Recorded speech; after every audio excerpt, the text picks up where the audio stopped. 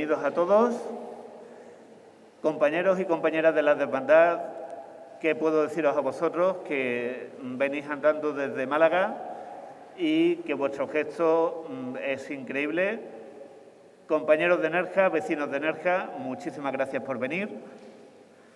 Lo primero que tenemos que decir es que este acto está patrocinado por Unidas Podemos de Nerja y con la colaboración del Ayuntamiento, del concejal de la Concejalía de Deportes.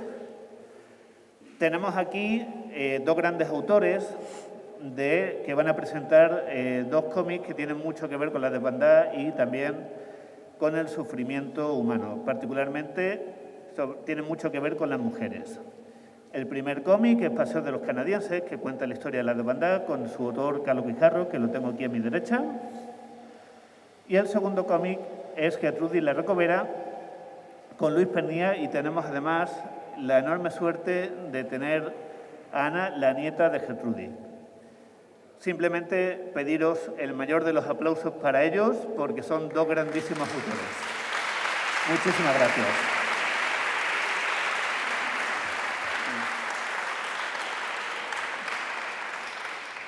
Antes de que se me olvide, nuestra Lola, nuestra vicepresidenta, nos va a leer al final del acto un poema de nuestro queridísimo y nuestro bien amado amigo Marcos, ¿vale? Sin más, os dejo con los autores. Muchísimas gracias. Buenas tardes. Me voy a presentar. Yo no soy malagueño y, sin embargo, bueno, pues cada vez estoy más vinculado a esta provincia y, sobre todo, a raíz de la publicación del cómic de Paseo de los Canadienses. Os voy a contar un poco la génesis de cómo surgió la idea de hacer un cómic y por qué precisamente un cómic de este hecho. La primera noticia que yo tuve del tema de la desbandada fue allá por el 2011, en un paseo. Yo estaba veraneando en Torre del Mar y en un paseo que hice con mi familia por el Rincón de la Victoria, nos topamos con una inscripción que hablaba de las gracias que se daba a Norman Bethune por la ayuda que prestó a los malagueños que huían en 1937. Así de somero era el mensaje. A mí me llamó la atención por una razón. Yo conocía a Norman Bethune, pero no por Málaga ni por España. Lo conocía por China. Entre otras cosas porque había leído el libro rojo de Mao, y en el libro rojo de Mao hay un articulito dedicado a él y que es bastante emotivo, porque es un hombre que dio su vida allí en China.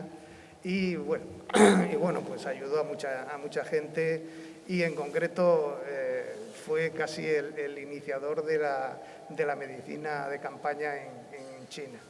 Entonces, bueno, yo esta relación entre Norman Bethune y Málaga no la sabía. Entonces, consultando por internet me topé con el artículo que él publicó que se llamaba El crimen de la carretera Málaga-Armería. Y la verdad es que me quedé absolutamente impactado, tanto por lo que narraba, pero sobre todo por el hecho de que no supiera absolutamente nada de este episodio, ¿no?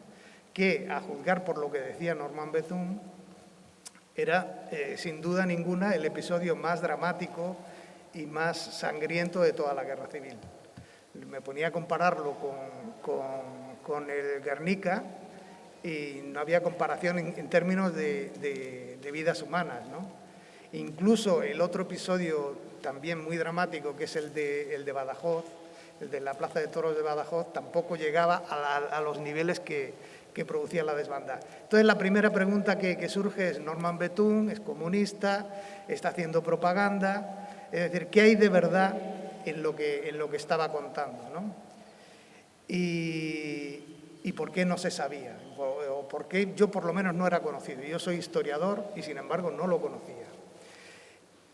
Ninguna de las personas que estaban a mi alrededor tenían ni nociones de que esto hubiera pasado, ¿no? Entonces yo me puse a investigar y estuve como un año investigando y me di cuenta de que realmente sí, desde el punto de vista historiográfico, sí estaba investigado. Había gente como Encarnación Barranquero, Jesús Majada, y desde el punto de vista, digamos que de la investigación histórica, sí estaba investigado. Lo que no estaba es que no había trascendido al gran público, ¿no? Y entonces ahí es donde yo me planteé cómo difundirlo de un modo que no fuera la investigación, el artículo tradicional, porque básicamente, bueno, pues la historia, lamentablemente, la escriben los historiadores para los historiadores. Raramente, son muy pocos los historiadores que trascienden eso, ¿no? Entonces, me planteé la opción del cómic, porque, bueno, yo siempre he dibujado y era como una especie de reto para mí.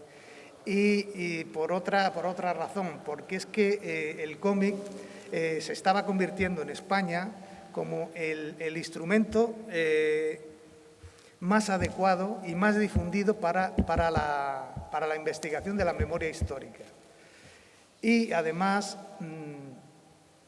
era, digamos que, pasar de los grandes hechos históricos a contar la historia de la gente que no tiene voz, de la gente que no se recoge, que era en concreto lo que pasaba con el tema de la desbandada.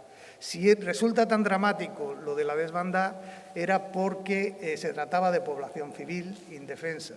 Es decir, no era el tema general este de la guerra civil de dos ejércitos enfrentados. No, aquí lo que había habido era un ejército, además, internacional, donde estaban los italianos, donde estaban los alemanes, aparte de los nacionales, que habían, digamos que,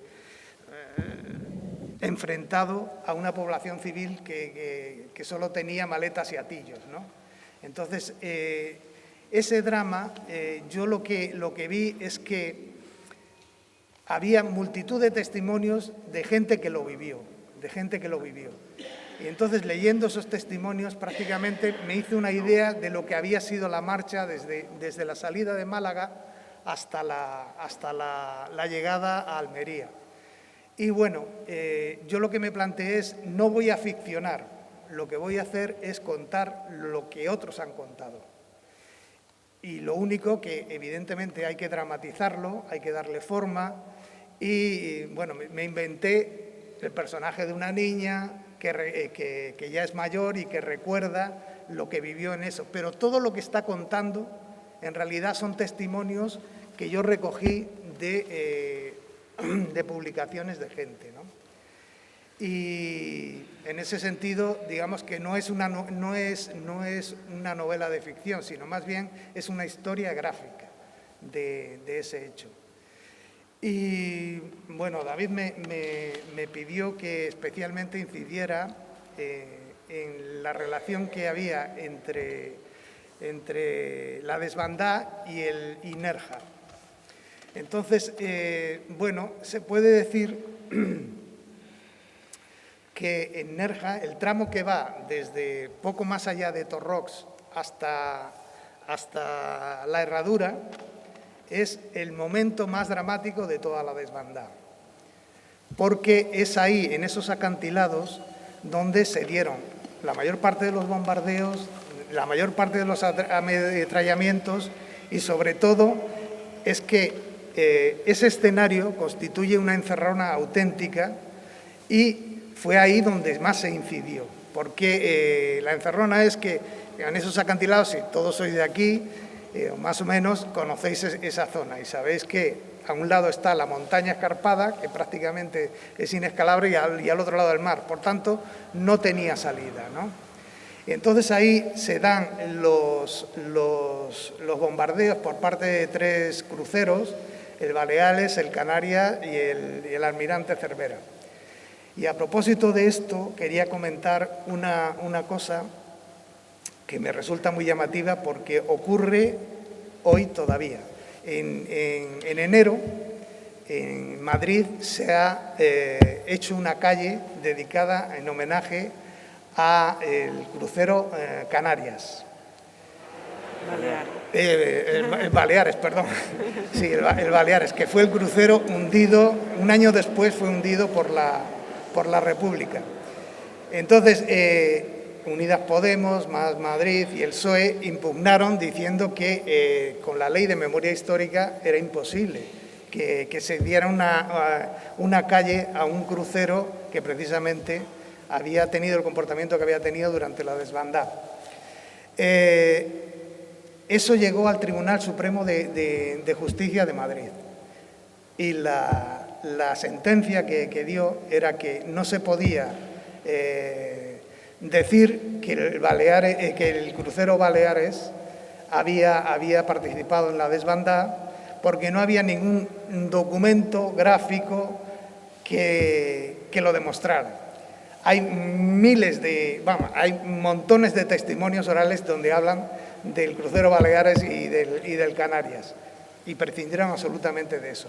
Con lo cual quiero decir que ahora mismo, a pesar de todas las evidencias y a pesar de que cada vez es más conocido este hecho, yo recuerdo que cuando yo saqué el cómic y eso, fuera de Málaga y fuera de los familiares de Málaga que sabían lo que había pasado, muy poca gente lo conocía. Hoy ya se puede decir que la desbandada es un hecho que está bastante conocido, que todos los años aparece en la televisión, aparece en la prensa y aparece en los medios de comunicación.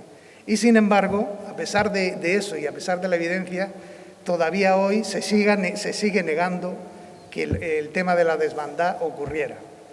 Y hay gente que habla de que esto es un mito, de que ni hubo desbandada, ni hubo tantos muertos, ni la gente lo pasó tan mal, ni les bombardearon, ni les ametrallaron, ni nada de esto, ¿no? Y bueno, quiero contar únicamente la anécdota de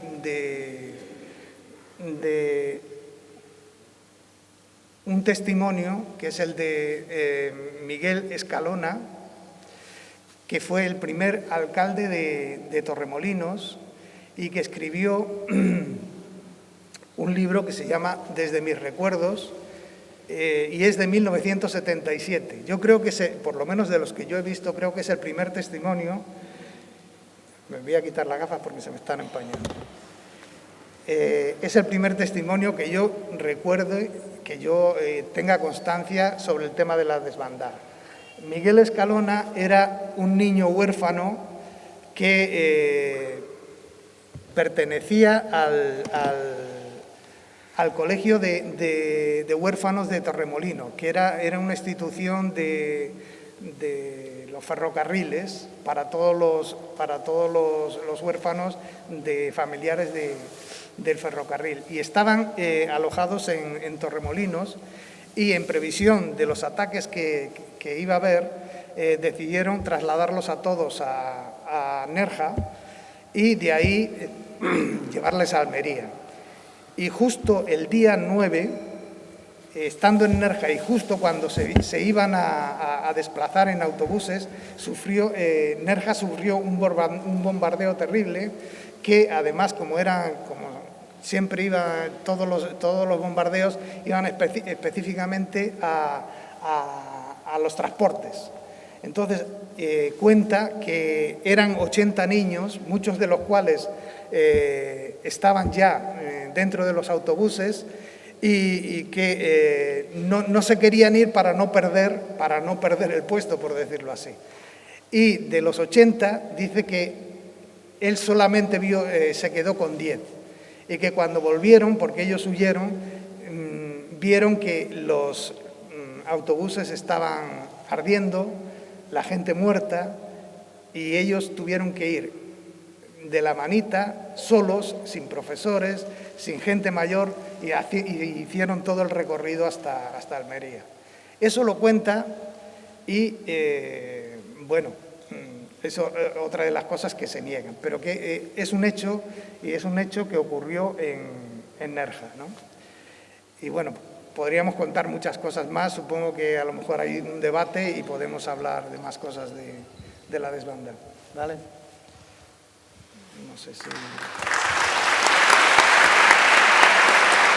Antes de nada, un saludo cariñoso de parte de Ana y mío, que hemos venido de Málaga.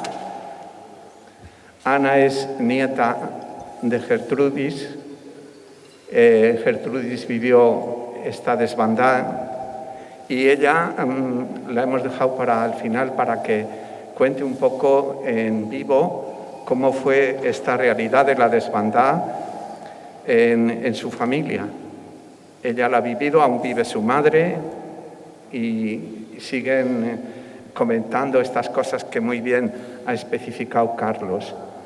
Bueno, yo me llamo Luis Pernía, soy autor de este Gertrudis la Recovera, también presidente de una ONG que se llama ASPA, Asociación Andaluza por la Solidaridad y la Paz, la primera ONG que se creó en Andalucía en 1987, con vocación de mirar al sur desde el sur, es decir, desde la cooperación con los países del llamado Tercer Mundo. Por eso decimos que miramos de sur a sur, ese es nuestro eslogan. Pero también con vocación de honrar a los perdedores, afirmar la dignidad de las personas y rescatar a las personas olvidadas. Con este sentimiento nació Gertrudis la Recovera, precisamente en un taller de género donde se hablaba de relatos de mujeres valientes, saharauis, palestinas, bolivianas, togolesas. Y entre todas estas, en estos talleres, Ana participaba contando el relato de su propia abuela, Gertrudis. Yo lo escuchaba sorprendido. Esto lo hicimos durante años en los colegios, en muchas instituciones educativas, transmitiendo, como digo, el valor de estas mujeres valientes, solventes, que son una lección para nosotros.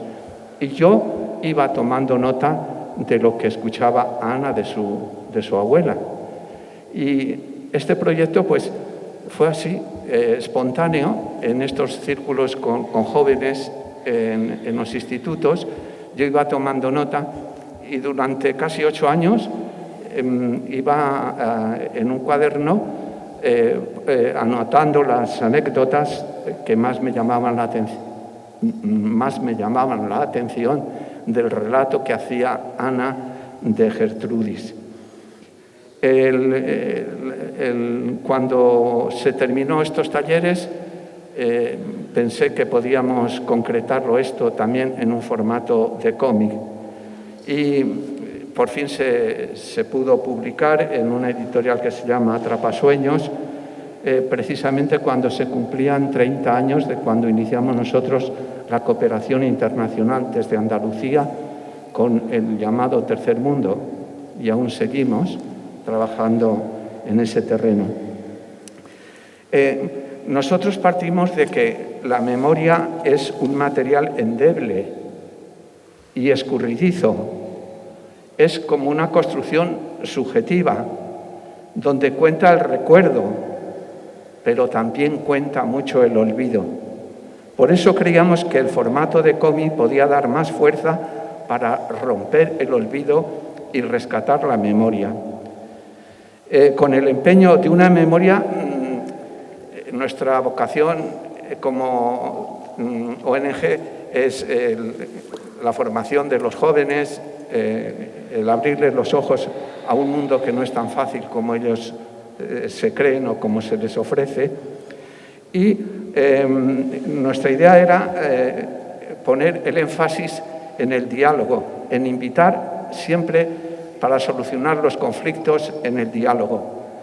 Por eso recuerdo aquello que decía desde el exilio Manuel Chávez Nogales, autor de A Sangre y Fuego. Es un título mítico de cuanto se ha escrito sobre la guerra civil. Hasta ahora no se ha descubierto fórmula de convivencia humana superior al diálogo. El diálogo en formato de cómic, porque siempre me ha gustado pintar, desde siempre, desde niño. Pintar quiere reflejar sueños. los sueños personales de cada uno, mi sueño de un mundo sin fronteras, mi sueño de que estos 30.000 personas que han muerto estos años en el Mediterráneo sean esos 4.404 de 2000 del año pasado, sean un aldabonazo, un argumento para que la Unión Europea facilite rutas seguras y no las haga cada vez más peligrosas. Mi sueño es iba a decir una moratoria, un freno a la venta de armas. El conflicto que estos días se especula en la televisión tiene detrás a grandes vendedores de armas, Cheney, Perle. Las grandes compañías americanas necesitan comercializar los stocks que tienen. En fin, diría eso, que esa frase que aparece en la Biblia, que las espadas y las lanzas se conviertan en arados y podaderas. En fin, son sueños que son como volar, pero como no tengo alas, pues pinto. Y eso me parece que es lo que estáis haciendo vosotros, ofrecer un testimonio fuerte, profundo, de una memoria que ya no se puede traer aquí porque pasó, pero eso vive, eso permanece y eso se perpetúa.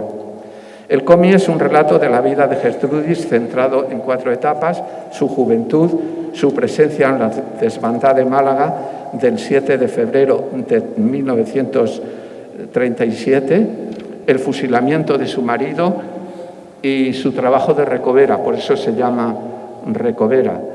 4 etapas que se resumen en poner en valor a esas mujeres intrépidas, como otras muchas en la guerra y posguerra, que nos dieron una lección de heroísmo e integridad.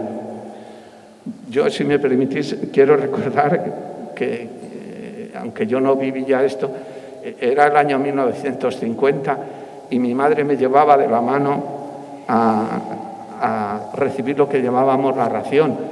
Llevaba la cartilla, que era una especie de le llamaban en mi pueblo, soy de un pueblo de Burgos que se llama Mahmud, es un nombre árabe, y íbamos con la cartilla para que nos diesen lo que en aquel momento daban a la gente más desahuciada: 400 gramos de pan, 250 de patatas, 100 de legumbres, 50 de aceite, 30 de azúcar, 25 de tocino. Esto lo vivimos y lo habréis vivido vosotros hasta el año 1952. Franco hizo gala de luchar contra el extraperlo, pero no fue así. Él escribió el régimen de las tasas de 1937, la Fiscalía de Tasas de 1940, la Junta Superior de Precios de 1952. Pero lo que realmente sucedió fue un mercado paralelo en toda España.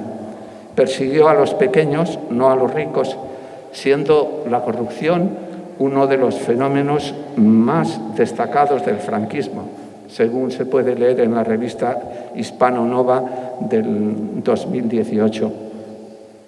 El extraperlo, y de eso trabajó un poco Gertrudis, mujeres que bajaban de Casares y de los pueblos aledaños de la serranía de Ronda a Gibraltar para cambiar cosas, fue una forma de resistencia.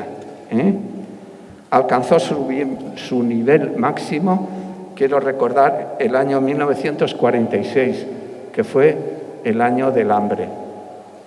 Y quiero recordar también, aunque muy vagamente, que la verdad es que la gente tenía que acudir al extraperlo a comprar las cosas porque el Estado no lo facilitaba. ¿Y qué sucedía? En un pequeño estudio de la Cámara de Comercio del Banco Sabadell calculó que el precio del azúcar era 10 veces superior al oficial, el precio del pan 10 veces superior, el precio del aceite 6 veces superior, el precio del arroz 6 veces superior. La verdad es que entre 1932 y 1942 murieron de hambre unas 200.000 a 600.000 personas en España. Esto es una anécdota que me viene cuando quiero recordar a estas mujeres intrépidas que vivieron la guerra y la posguerra. He querido contar esta anécdota familiar porque la viví de cerca. Y volviendo un poco al hilo de estas mujeres represaliadas, paseadas por las plazas con las cabezas rapadas, siempre olvidadas, quiero insistir en que incluso la memoria histórica ha incidido poco en contar relatos femeninos, muy pocos, de estas mujeres que sobrevivieron a la muerte, pero que se mantuvieron íntegras en sus principios y salieron adelante excluidas del sistema. En esta llanura de dolor y desconsuelo es preciso decir sus nombres, rendirles homenaje, afirmar su dignidad.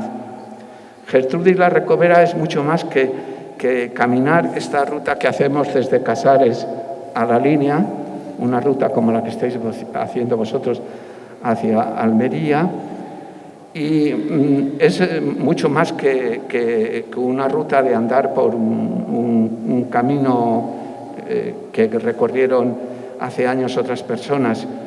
Es, al menos así lo pensamos muchos, buscar una sociedad más justa, con el cuidado de la casa común, la tierra, rutas para romper el silencio, para buscar la unión, la cooperación, la justicia. Rutas que no son, porque ya fueron. Rutas que no dan respuesta, esta que estáis haciendo, pero que hacen preguntas. Rutas que no salen en los libros de historia y que hay que escribir para honrar a los derrotados y para que su memoria sirva de bendición.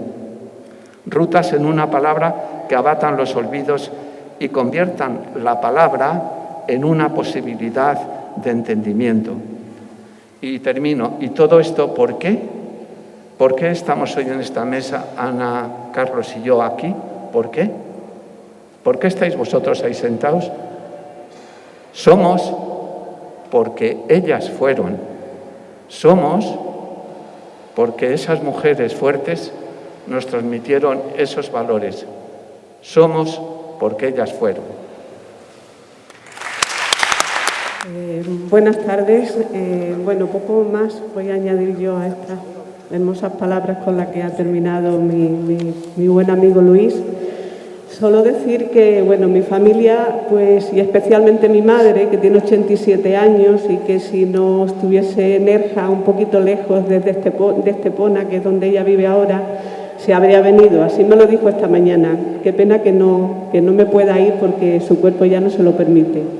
Pero tiene una memoria prodigiosa y gracias a su memoria y gracias a que he tenido la suerte de convivir con mi abuela durante mucho tiempo, pues se ha grabado en mi memoria una serie de anécdotas, una serie de hechos, de acontecimientos que en aquel momento se escuchaban, se quedaban, no llegaba más allá de la mesa camilla y simplemente ella repetía una y otra vez cuando iba a las manifestaciones, cuando me interesaba por las cuestiones sociales: tú no te destaques, no te metas en esas cosas.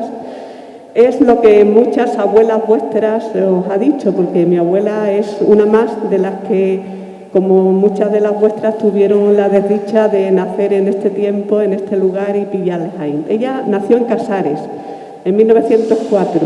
Familia humilde, de muchos hijos, muchos hermanos, muertos de, como decía Gloria Fuerte, no de enfermedad, sino de pobreza, y siempre de luto. De las que en el pueblo, pues ella siempre enamorada de Manuel Romero Gil, carabinero, un hombre que había viajado, que tenía su cultura, y que lo que pasa en los pueblos, que decía, ¿cómo va a venir Manuel a casarse con una mujer analfabeta como era ella, ¿no? Y sin embargo vino, cumplió, y mi abuela vivió los 10 años que se puede decir que vivió, porque el tiempo restante fue de supervivencia, hasta que bueno, y ya pues sus hijos crecieron y pudieron ayudarle, ¿no? Entonces, su historia en relación con la desbandada, en este sitio tiene un valor muy especial para nosotros porque ellos vinieron desde Casares, vino mi abuelo, mi abuela, los 3 hijos, mi madre que tenía 2 años y el mayor que tenía 9 y Ana, o sea, Pepe, Ana y Rosa. Rosa es mi madre. Y la abuela, la madre de mi abuelo. Ellos vinieron desde Casares, mi abuelo era carabinero de la República y era republicano también de ideas. Y bueno, pues hay anécdotas que mi abuela recuerda de que cuando Blas Infante venía a Casares a dar los mítines, ellos, como hacían vigilancia a la salida del pueblo, pues alguna que otra vez hablaba con él y comentaron en algún momento que le comentaba a Blas Infante que se iba a derramar sangre, que lo veía venir y no sabían los dos que las suyas eran de las primeras que se derramarían, ¿verdad? Mi abuelo, pues, él era una persona tranquila, o sea, realmente no he escuchado nunca ninguna anécdota en el pueblo que él hubiera hecho realmente algo de lo que nos pudiéramos sentir mal, ¿no? Y así, cuando los primeros momentos de la República, que hubo gente presa, que aquello de que tiraban los santos de la iglesia por los primeros momentos, ¿no? Pues hay anécdotas que cuentan que él iba a la cárcel a llevar tabaco a los presos y le contaba a mi abuela que no le gustaba cómo estaban sucediendo los hechos, ¿no? Y alguien le dijo después a mi abuela, hay que ver, su marido exponía su vida para traernos tabaco y yo le decía que en la cárcel y en los hospitales como se conoce a la buena gente, ¿no? Ellos, cuando empezó la guerra, pues huyeron, vinieron hasta Málaga. En Málaga se encontraron con lo que había, se unieron a la masa de gente que emprendió la huida y ellos llegaron hasta aquí, hasta Nerja. Precisamente de aquí, y probablemente tenga que ver con lo que ha comentado antes Carlos, ¿verdad? Pues mi tío, que tenía ya 9 años, el niño había estado perdido durante 3 días, no se lo quiso decir a mi abuela que el niño estaba perdido, le decía que había venido con otro compañero y realmente cuando apareció el compañero tuvo la inmensa suerte de que se encontró otra vez con la familia. Y entonces, pues cuando mi abuelo abrazó al niño y por lo visto mi abuela siempre recuerda que le dijo, hijo mío, ¿quién no os hubiera conocido? Entonces mi abuela comprendió que el niño había estado perdido, ¿no? Y había estado perdido porque se había quedado impactado de ver a gente con uniforme, hombres muy altos, decía él, con uniforme, que tiraban las armas al mar y luego se tiraban ellos.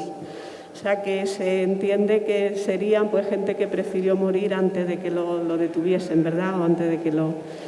Entonces, la vuelta a Málaga, su hermano le insistía en que se fueran a Francia, que él se iba ahí, y él decía que como no había matado a nadie ni tal, que decían por los altavoces que si no tiene las manos manchadas de sangre, que no te va a pasar nada, pues él no quería dejar a su familia. Se refugiaron en la catedral, como tanta gente, y él se presentó en el cuartel, entonces en Capuchinos, y al 4º o 5º día de presentarse ya no lo dejaron marchar. Mi abuela iba una y otra vez y, bueno, mi abuelo, pues por lo visto, cuando fusilaban a la gente ponían sus pertenencias en la puerta. Mi abuelo quiso evitarle eso a su mujer y se la dio a un compañero de prisión que tuvo más suerte y después el reloj lo recuperó, ¿verdad? Entonces mi abuela, una de las veces ya que fue, se apiadó un guardia, le dijo, pues mira, ya no está su marido aquí, así que tal.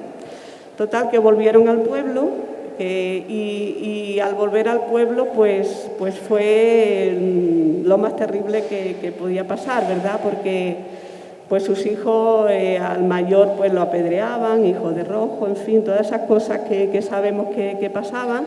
Lo mandó al campo con su madre y ella pues iniciaron lo que era, bueno, intentó buscar sus cosas en el cuartel, ya no quedaba nada. Su máquina de coser estaba ahí puesta con todas las máquinas que habían confiscado, estaba en un lugar que llamaron La Falange. Mi abuela fue a reclamarla y le dijeron que allí no estaba.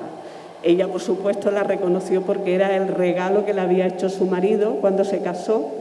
que le regaló la máquina y telas de colores para que por fin dejase el luto, ¿verdad? Entonces esa máquina ella la reconocía. Le dijo a aquel señor que buscara, que había unos calcetines rojos de un niño en un cajón y efectivamente ahí estaba, pero no se la dieron. Entonces pues se vio en la tesitura de lo que hacían muchas mujeres, comprar y vender. Compraba huevos y lo vendían por los campos. Fundamentalmente eso era la recoba, lo que significa esa palabra, ¿verdad? En el caso suyo, pues os podéis, vivía en habitaciones que le iban dejando. Ella decía que se parecía a la Virgen de Fátima, que había recorrido todas las calles del pueblo porque cuando ya no podía estar en un sitio se iba a otro, ¿verdad? Y pues bueno, el caso de mi abuelo, como otros tantos casos, cuando murió la persona que lo delató, entonces se enteró la familia que quien había mandado su nombre en una lista, que eran las listas famosas que pedían, pues había sido un compañero suyo, carabinero también, que además había sido compañero suyo y que habían estado juntos en la trinchera en las primeras salidas que hicieron para detenerla. Sabéis que bueno, Casares está al oeste de Málaga, pues cerca del campo de Gibraltar. Pues en una de esas trincheras, este compañero suyo, pues como no era de ideas franquistas, estaba de acuerdo con el golpe, no quería disparar a la gente con la que estaba de acuerdo y se autolesionó. Se disparó en una mano, solo contaba mi abuela, y mi abuelo, viendo que se desangraba, se lo echó al hombro y lo subió a la carretera para que un convoy se lo llevara y lo pudiera atender, ¿no? Porque se había mareado y había perdido el conocimiento. Entonces mi abuela cuenta que dice, llegó tan impresionado contando eso cuando volvió a la casa, que dice, este hombre, bueno, no sabía él que podía llegar a eso, ¿verdad? Entonces, pues curiosamente, en una de las calles que mi abuela vivió enfrente de esa familia y mi madre jugaba con sus hijas.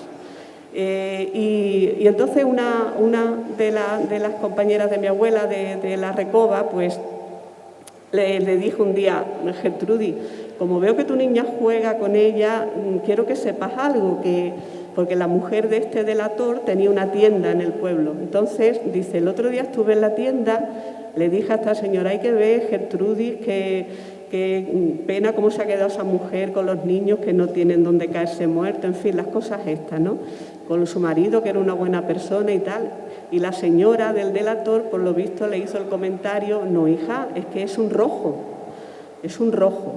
Entonces esa marca ya le suponía que ya no era nadie, o sea, ya en ese mundo, en ese pueblo, era el lado de los perdedores, de los nadies, de los sin voz, ¿no? De lo que decíamos aquí. Entonces, que a mi abuela lo que le quedó, pues, dedicarse a esto. Como ha dicho muy bien Luis, ellas era un grupo de mujeres, viudas todas, excepto una de ellas que no era viuda, su marido vivía, pero también pues las circunstancias, ¿no? Entonces estas mujeres, una vez a la semana, cuando reunían dinero, pues iban caminando desde Casares hasta Gibraltar, hasta la línea. Y pues eran unos 50 kilómetros, cargaban con canastos con huevos, con chacina del pueblo. Caminaban, se levantaban a las 6 de la mañana, 5 o 6 de la mañana, caminaban todo el día y cuando llegaban a la línea vendían la mercancía, con lo que sacaban compraba el contrabando y vuelta otra vez. No era así de simple porque la vuelta, aparte de que las condiciones en las que iban, con alpargatas, con un mantón, con una talega, con un trozo de pan y un poco de tocino, o sea que esto era lo que tenían para todo el día, pues el resto era que a la vuelta tenían que evitar el control que había en el Toril, que en la zona de San Roque, justo ahí estaba el control de la Guardia Civil y tenían que evitar eso, ¿verdad? Anécdotas también, pues que una vez se encontró ahí a uno de los compañeros y amigos que era carabinero y que ahora era Guardia Civil y que reconoció a mi abuela por el color de los ojos, porque ya no quedaba nada de aquella vecina alegre con la que había convivido de joven, ¿no? Bueno, pues no quiero cansarles más de lo que ya están hoy, porque realmente son muchas anécdotas, pero sí destacar que en mi casa, en mi familia, el odio no ha existido nunca, porque curiosamente un primo de mi madre pues está casado con una nieta de ese hombre que es el delator. Entonces, nosotros siempre hemos sido familia. Y alguien dijo alguna vez, ¿tú cómo le puedes hablar a esa niña de esa manera, siendo que su abuelo mató a nuestro padre, la hermana de... Y mi madre dice, mira, su nieta no tiene nada que ver con lo que fue el abuelo.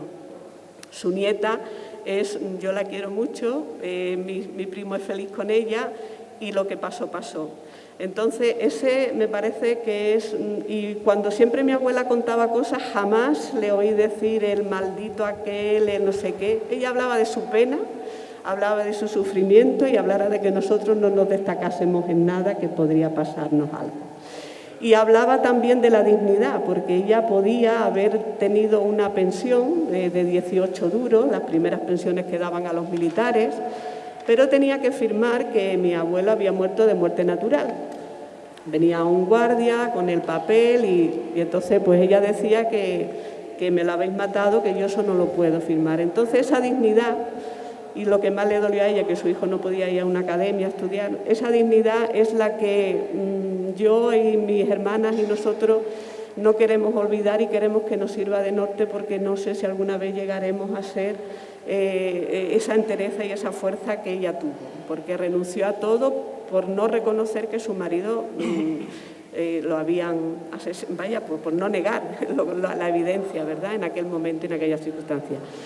Y por otro lado, decir también, como decía Luis ya para terminar, que recoge Lucía Prieto en su libro también sobre la guerra civil, en una de sus investigaciones, una historiadora de Marbella, dice que este grupo, estas mujeres, eran auténticas transgresoras, ¿no?, porque eran mujeres que salían solas de madrugada, las únicas que salían de madrugada y que estaban todos los días solas por ahí, y que ellas pues dieron testimonio de lo que en aquellos tiempos era imposible que se pensara, ¿no?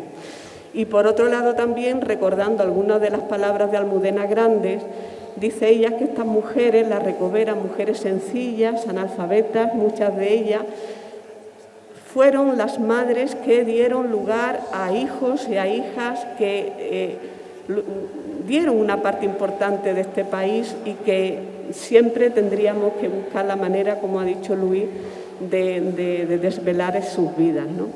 Yo muchísimas gracias por estar aquí y muchísimas gracias a la desbandada y a este esfuerzo que se hace y a este testimonio que es un hilo de aquella dignidad. A pesar de todas las voces, de todos los odios, este es el mejor testimonio que podemos hacer. Ir juntos, ir caminando y demostrar que no hace falta esos alaridos, esa violencia, incluso verbal, con la que nos quieren confundir. Y esto es, yo creo que algo muy importante a tener en cuenta y a mantener vivo durante mucho tiempo. Muchas gracias.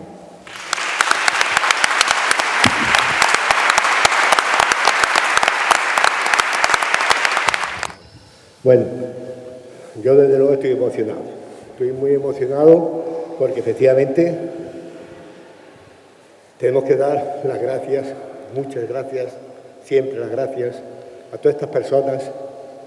Primero a Ana, que efectivamente nos cuenta su testimonio, nos cuenta lo que ha vivido, nos cuenta lo que su abuela, su madre, su familia pasó en este país.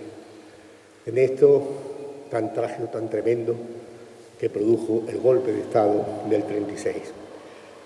Y tengo que decir que efectivamente es uno de nuestros primeros objetivos, y es que el testimonio vivo de nuestra historia no contada a nadie, tenemos que seguir contándolo, aunque sea 85 años después. Y por supuesto también pues a Carlos y a Luis, que tenemos que difundir a través de los libros, a través pues de la cultura que tenemos que llevar a las escuelas, a las universidades, a todas partes. Difundir para dar a conocer, y para eso, pues para recuperar la dignidad y la memoria de todas aquellas personas que sufrieron a causa de ese Bueno, pues desde el golpe de Estado del 36, los fascistas pues fueron a eliminarnos y quisieron eliminarnos totalmente y quitarnos de la faz de la tierra. No lo consiguieron, pero sí el sufrimiento se quedó ahí. Y digo también, quería hacer un poco memoria, también porque yo de pequeño viví, o sea, soy de Ronda, y viví pues el tema, o sea, las recoveras, cómo pasaban por mi pueblo. Allí se llamaban las cafeleras, porque traían el café, el azúcar, todo aquello que eran extrapelos, que traían de Gibraltar. En Arriate lo recogían de las estaciones del tren, que metían en el tren, y las iban pues hacia los pueblos, Alcalá del Valle, Setenil, etc. Y cómo lo viví yo con 6 años. Esas mujeres las cogió una vez la Guardia Civil, las meten en una habitación y allí le quitan todo el contrabando, todo lo que llevaban ellas, por supuesto. Y yo, desde luego, aquí lo sentí muy fuerte porque las mujeres gritaban de una manera terrible. Mujeres de negro, por supuesto, viudas. Después supe que eran viudas de republicanos fusilados. Quiero también contar esta anécdota porque efectivamente lo viví también cuando solo tenía 5 años. Y ahora ya, bueno, pues para terminar, queríamos regalarle un detalle por haber estado aquí esta tarde con la Devandad. Porque la gran familia de la Devandad, estas cosas tenemos que... Lola Sierra es una de las 2 vicepresidentas del Club Senderista de la Hermandad. Es de Almería. Y además era compañera de Marco, que es uno de los fundadores del club, que hizo las 2 primeras marchas con un cáncer terminal. Y era el que más andaba. Y acabamos de andar y él, en vez de parar, nos leía poesía y nos leía cosas. Un monstruo, ¿o no? Bueno, a ver, para los que no conocíais a Marco, pues Marco González Sedano era un hombre grande, es verdad, Pita? Pero no precisamente por su estatura, sino por la calidad humana que tenía, ¿no? Él se definía como un aprendiz de poeta. Era nuestro poeta, el poeta de la desbandada. Y bueno, aparte de su implicación en la organización de la marcha, pues las amenizaba con sus versos en las paradas, en los hitos, ¿no? Eso.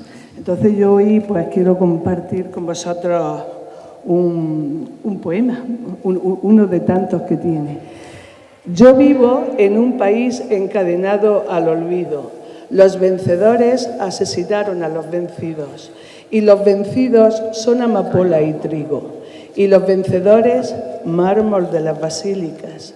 Es un país simiente de genocidas, escondida en sus guardias, han salido para verte. Te quieren recordar el sabor a la muerte. Jamás, jamás, jamás se fueron. Nadie hizo justicia y la justicia, amiga del dinero, es una tragedia, una España en duelo. Esta España está maldita, es un odre avinagrado, un país en pecado que no tiene salvación. Nacerán de la ceniza, de los huesos esparcidos, de aquellas mujeres y hombres vencidos, semillas de rebelión. Desde la última ciudad tomada, Marco González Sedano.